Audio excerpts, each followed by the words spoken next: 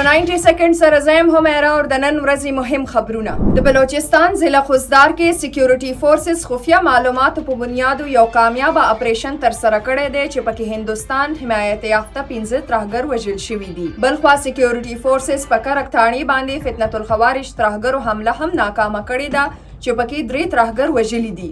باجوړ کې د ترهګرو په ضد اپریشن لوجې بې کوره شوي 2600 کورنۍ خپل کورونو ته واپس تللي دي. د نه علاوه یو اندازې په مطابق 1,78,000 متاثرینو کې تقریبا 1,40,000 خلک خپل کورونو ته ستانه شوي دي. بلخوا مامون تحصیل کې ترهګرو په ضد کاروایانې جاری دي. پاکستان حکومت د افغان سفیر طلب کړی دی او د افغان حکومت نه غوښتنه کړې ده چې هغه TTP او راله ملاتړ نه کوي او هغه عناصر په ضد عملی اقدامات واخلي چې پاکستان خلاف کاروایانې کوي. د 28 نومبر د احتجاج کیس کې اسلام آباد انسداد دهشتګردي عدالت 11 ملزمانو باندې فرد جرم لګولې او 104 غیر حاضر ملزمان اشتهاري ګرځولي دي. اسلام آباد سیشن عدالت د شراب او اسلحې کیس کې د خیبر پختونخوا وزیر اعلی الیمین ګنڈاپور د گرفتاری وارنټ برقرار ساتلی دی.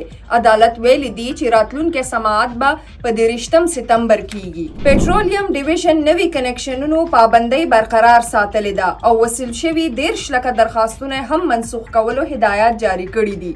په دې اړه سوی صدرن او سوی نادرن ته مراسلې هم لیږلي شوي دي. دا تر دې دمه مهم خبرونه نورو خبرونو او معلوماتو لپاره سنو پښتونخوا سره اوسئ.